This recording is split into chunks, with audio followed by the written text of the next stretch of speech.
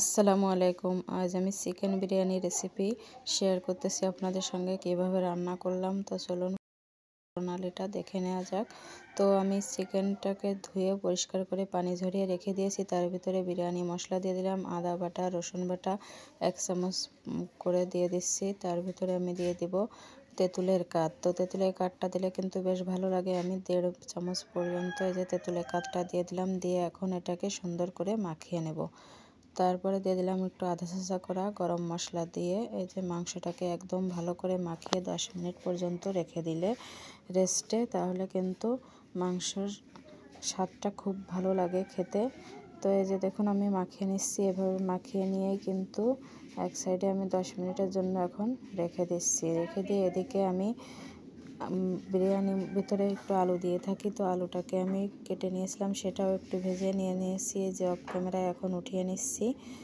তো আলু ভেজে রাখার ওই তেলে আমি আবারও একটু তেল দিয়ে নিয়েছিলাম, তার ভিতরে তেজপাতা ফোড়ন দিয়ে আর পেঁয়াজ দিয়ে বেরেস্তাটা ভেজে নিব। তো হাফ বেরেস্তা আমি উঠিয়ে নিয়েছি। তার ভিতরে এখন কিন্তু দিয়ে দেব যে মাখিয়ে রাখা মাংসটা, দিয়ে এখন সুন্দর করে মাংসটাকে কষিয়ে নেব। তো মাংসটা সব সময়ের জন্য 10 মিনিট মাখিয়ে রেখে রেস্টে রেখে দিলে কিন্তু বেশ টেস্ট হয়।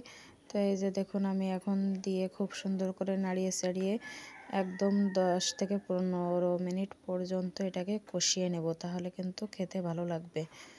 তো এখন এই যে প্রায় আমার তেলটা ছেড়ে দিয়েছে মাংস থেকে। এখন আমি টক দইটা ফেটিয়ে রেখে দিয়েছিলাম, সেটা দিয়ে দিলাম। তো মুরগির মাংসের ভিতরে এভাবে দিয়ে কিন্তু রান্না করলে ভালো লাগে। আর তেঁতুলের কাঠ একটু দেওয়ার জন্য টেস্টটা বেশ ভালোই হয়। একবার হলেও করে খেয়ে দেখবেন, এটা কিন্তু একটা ভিন্ন স্বাদ আসে। তো এখন আমি ঢাকনা দিয়ে কিছুটা সময় রেখে দিয়েছিলাম, আবার ঢাকনাটা উঠিয়ে দেখাচ্ছি। দেখুন কত সুন্দর হয়ে গেছে। এখন যে মশলা ধোয়া পানিটা সেটা দিয়ে দিলাম, দিয়ে আবার একটু জাল দিয়ে মাংসটাকে একদম সেদ্ধটা করে নিতে হবে। এদিকে একটু লবণ দিয়ে দিচ্ছি আর দিচ্ছি কয়েকটি কাঁচামরিচ, দিয়ে আবারও কিন্তু এটা কিছু সময় রান্না করে নিয়েছি। তো ভেজে রাখা আলুগুলাও এখন দিয়ে দিচ্ছি, দিয়ে এখন চাপা দিয়ে আর 5 মিনিট রান্না করলে রান্নাটা হয়ে যাবে। ঢাকা দিয়ে মাংসটা এখন নামিয়ে রেখে দেব, দিয়ে অন্য একটি কড়াইয়ে আমি ভাতটা রান্না করে নিব। তো এখানে দিয়ে দিচ্ছি আমি তেজপাতা ফোড়ন আর মশলা, দিয়ে তার ভিতরে চিনি গুঁড়া চালটা আমি দিয়ে ভালো করে ভেজে নিব। তো চালটাকে একদম ঝুরঝুরে করে ভেজে নিলে কিন্তু ভাতটা ভালো হয়। আর আমি এটাও সরিষার তেলে করতেছি। সরিষার তেলে রান্না কিন্তু একটু টেস্ট বেশি হয়, আর আমি সবসময় সরিষার তেলে রান্না করে থাকি এভাবে। তো এখন দেখুন চালটা কত ঝুরঝুরে করে ভেজে নিয়েছি। তো এখন আমি বৃষ্টির পানি দিয়ে দেবো। তো বৃষ্টির সময় বৃষ্টির পানি দিয়ে রান্না করে দেখবেন, বেশ ভালো হয় ভাতটা। তো এখন এই যে পরিমাণ মতো আমি পানিটা দিয়ে দিয়েছি। আজ আর উষুম গরম পানি দেই নাই, চালটা বেশি ভাজার জন্য উষুম গরম পানিটার প্রয়োজন হয় না। তো এইভাবে করেই সরিষার তেলের জন্য কিন্তু কালারটা এমন হয়েছে। এখন দিয়ে দিচ্ছি উপর থেকে একটু লবণ আর কিছু মশলা, সেগুলাও আমি এখন দিয়ে দেব। তো রসুন বাটা আর আদা বাটা আর একটু গরম মশলা বাটা, সেটা দিয়ে দিলে কিন্তু ভাতের ঘ্রাণটা বেশি ভালো আসে।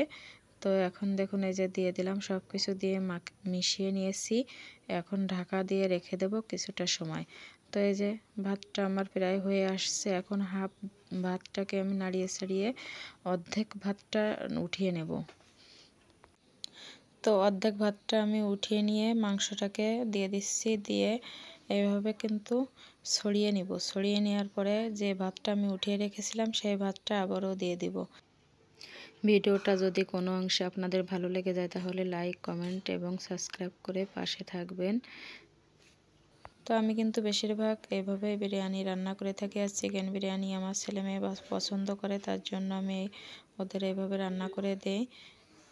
তো উপর থেকে কয়েকটি কাঁচামরিচ, একটু ঘি ছড়িয়ে বেরেস্তা ছড়িয়ে এখন ঢাকা দিয়ে রেখে দেবো আবারও 5 থেকে 7 মিনিট, তাহলে ভাতটা খুব সুন্দর দমটা নিবে আর খেতেও ভালো লাগবে। তো এই যে ঢাকনাটা দিয়ে ঢেকে রেখে দিয়েছি। এখন কিন্তু আমি এই ঢাকনাটা আপনাদের উঠিয়ে দেখাচ্ছি। দেখুন কত সুন্দর হয়েছে মাশাআল্লাহ, আর ঘ্রাণটাও অনেক ছড়িয়েছে। তো পরিবেশন করে নিচ্ছি। তো দেখুন কত সুন্দর হয়েছে মাশাআল্লাহ, দারুণ হয়েছিল রান্নাটা। তো ভাতটাও ঝুরঝুরে আছে, একদমই নরম হয়ে যায় নাই। তো একটি প্লেটে আমি পরিবেশন করে নিয়েছি। এই যে দেখুন কত সুন্দর হয়েছে দেখতে। তো সবাই ভালো থাকবেন, আল্লাহ হাফেজ।